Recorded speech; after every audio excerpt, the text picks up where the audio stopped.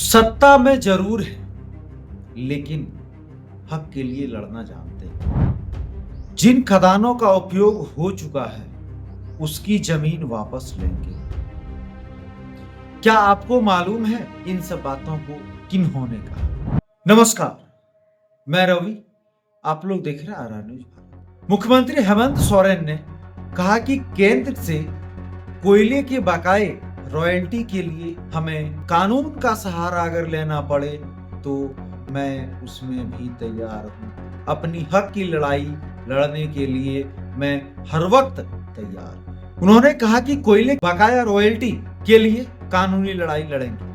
अपने हक के लिए अगर जरूरत पड़ी लड़ने की तो हम आगे आकर के अपने हक के लिए लड़ाई लड़ेंगे। साथ ही अगर मान लिया जाए तो उन्हें धमकी के लहजे में या फिर जिस भावना से अपने अपने लोगों की भावना सोचने का नजरिया होता है, उन्होंने कहा कि अगर हम कोयला रोक दें तो पूरा देश अंधकार में डूब जाए। और यह हकीकत है कि पूरे देश में कोयला झारखंड से उक्त बातें मुख्यमंत्री हेमंत सोरेन ने धनबाद के गोल्फ मैदान में आयोजित झामुमो के 53वें स्थापना दिवस के अवसर पर समारोह को संबोधित करते हुए कहा है। मुख्यमंत्री सोरेन ने कहा कि पिछले दिनों कोयला मंत्री जी किशन रेड्डी जी रांची आए थे तो उन्होंने साफ कह दिया कि कोयला के खदान में उपयोग हो रहे जमीन के बदले उन्हें मुआवजा देना होगा।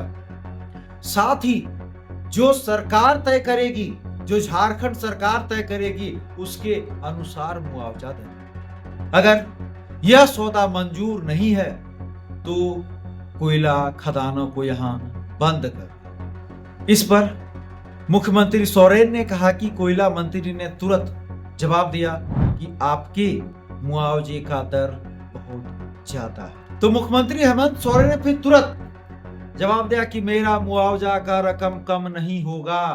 मतलब जो झारखंड सरकार तय की है वो बिल्कुल बना रहेगा। झारखंड सरकार एक कदम भी पीछे हटने वाली नहीं है। साथ ही मुख्यमंत्री सोरेन ने कोयला मंत्री से कहा कि 136 लाख करोड़ बकाए कोयला की रॉयल्टी को भी झारखंड सरकार को भुगतान कराएं। इन सारे मुद्दों को लेकर मुख्यमंत्री सोरेन ने कहा कि सरकार गंभीर है। सरकार भले ही सत्ता में है लेकिन उन्हें भी अपनी हक के लिए लड़ाई लड़ना पड़ रहा है। साथ ही उन्होंने यह भी कहा कि बजट में झारखंड के लिए कुछ भी नहीं है। उन्होंने कहा कि अभी तो हम लोग सिर्फ हक मांगना शुरू किए हैं, आगे चल करके जमीन के बदले मुआवजा या तो जमीन वापस ले। उसके बाद उन्होंने राज्य के बीडीओ और सीओ अधिकारियों को लेकर भी कहा। उन्होंने कहा कि बीडीओ और सीओ दफ्तर बिचौलियों का अड्डा बन गया है। उन्होंने कहा जो भी इसमें संलिप्त पाए जाएंगे उन्हें बर्खास्त किया जाए। सीएम ने कहा कि सीओ ऑफिस बिचौलियों का धंधा बन गया है। यहां गलत तरीके से जमीनों का उलटफेर हो रहा है, जमीनों के कागजात में धांधली हो रहे हैं, गरीब इसके पीछे पिस रहा है, गरीबों का काम नहीं। उन्होंने कहा कि ये सबकी जानकारी मुझे मिल रही है, जल्द ही हम कार्रवाई करने वाले हैं। सारी शिकायतें उन्होंने साथ ही यह भी कहा कि लगातार बीडीओ और सीओ ऑफिस की ही शिकायतें आती रहती। आखिर क्यों?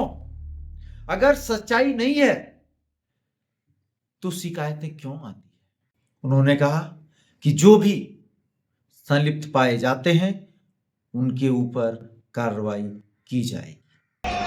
हमारी नजर है अब बहुत जल्दी एक ऐसा मुहिम चलाएंगे जहां जो वीडियो सीओ उल्टा सीधा करेगा तुरंत जेल जाएगा और उसका साथ ही उन्होंने कहा कि देश में मैया सम्मान योजना को लेकर चर्चाएं हैं।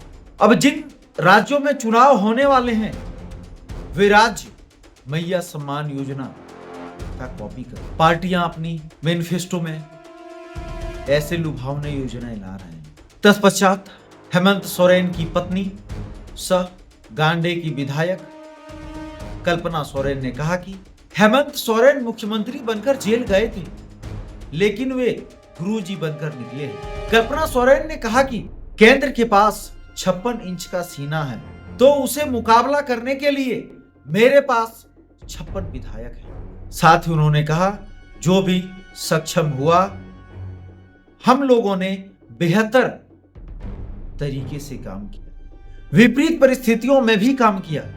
उसी के बाद कल्पना सोरेन ने कहा कि हेमंत सोरेन मुख्यमंत्री बनकर के जेल गए थे, लेकिन गुरुजी बनकर निकले। आइए मिलते हैं इसी तरह के इंटरेस्टिंग खबरों के साथ। तब तक के लिए धन्यवाद।